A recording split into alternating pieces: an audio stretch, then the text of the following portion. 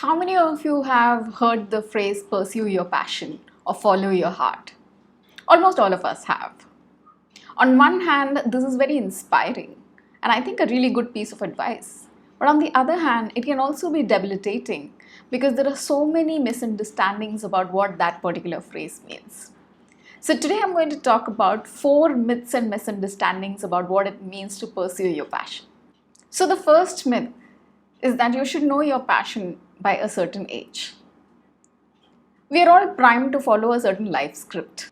By the time we are in our late teens, we should know what kind of career we want to have. And then we should have a certain career by the time we are in our 20s, then find a partner, get married, have children, etc. etc.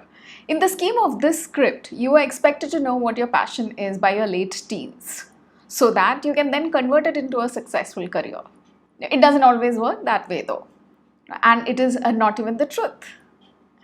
What it does though is that it makes people very anxious. For those of us who are not able to figure out the so-called passion, we feel very disappointed with ourselves, leaves us feeling anxious and makes us think that we are possibly faulty in some way. But if you look at the lives of people who are doing work that they feel truly passionate about, you would find that people figured out their passions at different stages and ages in their lives. Take the case of Ken Honda. He's the author of the really well-known book Happy Money. It sold millions of copies around the world. He's known as an author, but he realized that he could write at the age of 34. And he likes to think of himself as a money healer, which is a combination of a lot of things that he did over a period of time. So you see, for somebody, they may become a parent and only after becoming a mother or a father would they realize that this is something that I want to pursue, because still they have not experienced that role. How can they pursue that particular passion which is related to that role? Myth number 2, you have a single passion that you should pursue.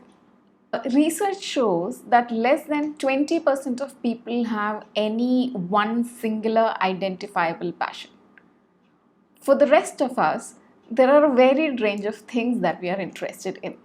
The issue with the single passion idea is that it prevents you from trying out and practicing the various skills that you may be interested in and end up constantly looking out for the one thing that you are passionate about, thus preventing you from practicing and getting better at anything.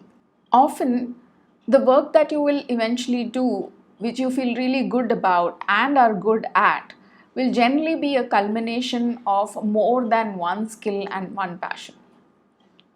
Take the example of Scott Adams. He is the cartoonist and creator of the highly successful comic strip series called Dilbert. He calls himself an average cartoonist. He is also recognized as an average one. He also has a sense of humor, but he wouldn't be the funniest person if you actually had a bunch of funny people stand along with him. So how is it that his comic strip became so successful? He put together a bunch of skills that he enjoyed, which is his sense of humor, his capability to do cartoons, and his experience in the corporate world. Similarly, take the example of Tim Galway. He is the father of coaching, executive coaching as it is known today. He started out as a graduate who enjoyed playing tennis. He played that pretty well and decided that he was going to coach a few sports people. He came up with a methodology to coach people at playing tennis, which became very, very popular and also showed great results. Eventually, he had people from the corporate world approaching him to help them identify areas where they could improve, to strategize better. And slowly he applied the things that he knew about coaching tennis into the corporate world. Who would have guessed that he would be a successful coach and go on to invent something like executive coaching? The third one, pursuing your passion will automatically lead you to worldly success. It's true that when you pursue something that you feel passionate about, it has its benefits. For example, it'll be easier for you to stay committed, you will enjoy what you do, and also you will feel more open to learning new things about it. However, there will be periods of time when it will feel very tiring, it may feel like a chore, there'll be aspects of it which would be unpleasant. Equally, you have to be using your skills for purposes that create value for others. Otherwise, it may not really last. Another thing is that no matter what work you do, you will also have to learn and use skills which may not come that naturally to you. You will need to be persistent, open to learning, and be willing to take risks and go through failures. That's a very, very important part of success, no matter what your skill is. The fourth one and last one is once you find your passion, it is for life. This is not true.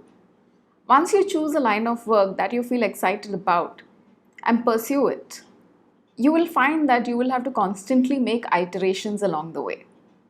It's like when you see the route of a ship from, let's say, the coast of India to the coast of Africa, it may seem more or less like a straight line on the map. But when the ship is being sailed, it will have to constantly be steered in a zigzagging motion so that it eventually reaches its destination. And pursuing your passion is something like that. So let me give you the example of Ken Jeong. Ken Jeong is the actor who acted in the movie Hangover 1, 2 and 3. He's acted as Mr. Chow. Some of you may be familiar with that particular character. He started out to become a doctor because he was very, very clear at a very young age that he wanted to be a doctor and he felt very passionate about it. So he wrote his examinations, got admission, and pursued the studies to become a doctor and practiced for a while. And it was during his college years that he realized that he also enjoyed acting. So he also pursued acting alongside and did auditions, etc. Eventually, he landed a role called Dr. Ken in one of the sitcoms which featured from 2015 to about 2017. And then he went on to, then he left his career as a doctor and pursued acting full time. There's also this lady called Maggie Carey.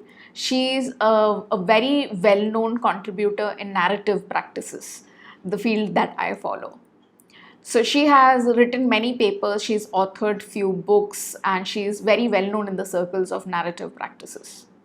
So apparently she started out as a homemaker and she was also interested in gardening. So she used to do gardening at her place, then she also volunteered to do it for a few more people, and then she got interested in landscaping and she took it up as a career. For one particular project, she was invited to somebody's house to do their landscaping. And that person happened to be Michael White, who is the founder of narrative practices. And then she got introduced to narrative practices and therapy and counseling. And today she is a leading figure in that area.